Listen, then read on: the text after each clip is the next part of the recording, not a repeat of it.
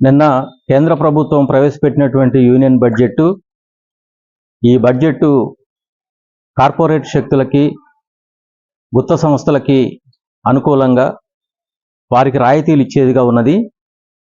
పేదలకి, మధ్యతరగతి ప్రజానీకానికి, చిరు ఉద్యోగులకి ఈ భారాలు మోపేటటువంటి ఒక రాజకీయ బడ్జెట్గా దీన్ని ప్రవేశపెట్టినట్టుగా కనపడతా ఉంది.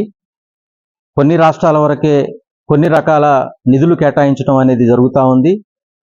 ఉదాహరణకు బీహార్ కానీ, ఆంధ్రప్రదేశ్ రాష్ట్రాలకు కానీ నిధులు ఇవ్వటం చూసినప్పుడు ఇది రాజకీయ పరిణామంతో కూడుకున్నటువంటి విషయంగా ప్రజలు అర్థం చేసుకుంటున్నారు. వారికి నిధులు ఇవ్వటం పట్ల ఎవరికి భిన్నాభిప్రాయం ఉండవలసిన అవసరం లేదు. కానీ మిగిలినటువంటి రాష్ట్రాల పట్ల చూస్తున్నటువంటి వివక్ష, అటువంటి పక్షపాత ధోరణి ఇది దేశానికి కానీ, దేశ సార్వభౌమాధికారానికి కానీ మంచిది కాదు అనేది ఈ సందర్భంగా మేము చెప్పదలుచుకున్నాం. ప్రజా పంపిణీ వ్యవస్థను నిర్వీర్యం చేసేటట్టు ఈ బడ్జెట్లో కేటాయింపులు ఉన్నాయి. జాతీయ గ్రామీణ ఉపాధి హామీ చట్టానికి గతంలో 90,000 కోట్ల రూపాయలు ఖర్చు చేసినటువంటి పరిస్థితి ఉంది. ప్రారంభంలో పోయినసారి 86,000 కోట్లు ఉండే, ఇప్పుడు 86,000 కోట్లే పెట్టారు. అంటే ఇప్పుడు పెట్టినటువంటి బడ్జెట్ 10% ఇంక్రీజ్ చేసి పెట్టారు. ఇది అన్నిటికీ ఉపయోగపడుతుంది. ధరలు, నిరుద్యోగం, పేదరికం ఇవన్నీ కూడా పెరగటానికి కీలకమైనటువంటి ఆర్థిక అసమానతలు మనం దీన్ని కొలమానంగా చూడాలి. అలా చూసినప్పుడు ఇది పెద్దలకి ఊడిగం చేసేటటువంటి బడ్జెట్గా, రాయితీలు ఇచ్చే బడ్జెట్గా ఉంది.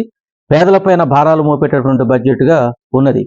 ఇక తెలంగాణ రాష్ట్రానికి వచ్చినప్పుడు అత్యంత పక్షపాత ధోరణితోనే నిర్లక్ష్యంగా ఈ బడ్జెట్ పెట్టడం జరిగింది. ఒక్క పైసా కూడా కేటాయించకపోవడం అనేది చాలా దుర్మార్గమైనటువంటి విషయం. ఇక ఉన్నటువంటి బయ్యారం ఉక్కు ఫ్యాక్టరీ కానీ, యూనివర్సిటీల విషయంలో కానీ, అట్లాగనే మన పునర్విభజన సందర్భంగా ఇచ్చినటువంటి తెలుగు రాష్ట్రాల హామీల్లో ముఖ్యంగా మన తెలంగాణ రాష్ట్రానికి తీవ్రమైనటువంటి అన్యాయం జరిగింది.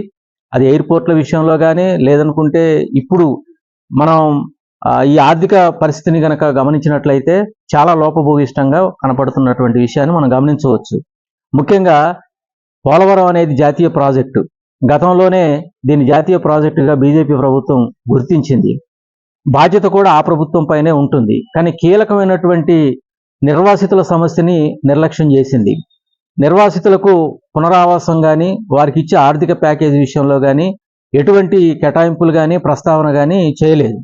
ప్రాజెక్టు కోసం 12,000 కోట్లు కేటాయిస్తామని చెప్పడం అనేది మంచి పరిణామమే, దాన్ని స్వాగతిస్తున్నాం. కానీ ప్రతి సంవత్సరానికి ఇంత ఇస్తాము, అది పూర్తి చేసే బాధ్యత మాది, అందులో కీలకంగా ఉన్నటువంటి నిర్వాసితులు ఎవరైతే ఉన్నారో వాళ్ళ యొక్క ఆర్థిక భారాన్ని మేము బాధ్యత తీసుకుంటాము అనేటటువంటి ఒక స్పష్టమైనటువంటి హామీ ఇందులో లేదు.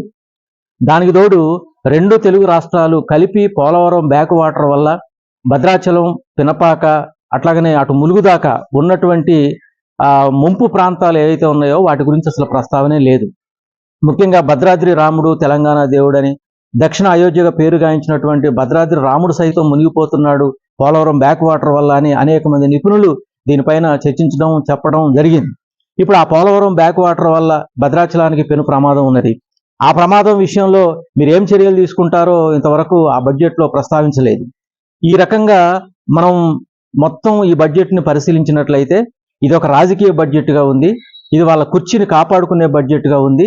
ఇది ప్రజల కంటే కూడా రాజకీయంగా లబ్ధి పొందేటటువంటి బడ్జెట్గా ఉంది. కాబట్టి ఈ బడ్జెట్ పైన పునరాలోచన చేయవలసిన అవసరం ఉన్నది. గతంలో కేటాయింపులు వివిధ రంగాలకు దారి మళ్లించి ఖర్చు చేశారు. ఇప్పుడు కేటాయించినటువంటి నిధులు ముఖ్యంగా సామాజిక న్యాయానికి సంబంధించి కూడా నిధులు కేటాయింపులలో తీవ్రమైనటువంటి అన్యాయం జరుగుతూ ఉంది. వీటన్నిటిని పరిగణలోకి తీసుకొని ఈ బడ్జెట్ పైన చర్చలు చేయాలి, అవసరమైతే పునరాలోచన చేయాలని చెప్పేసి మేము ప్రభుత్వాన్ని డిమాండ్ చేస్తున్నాం.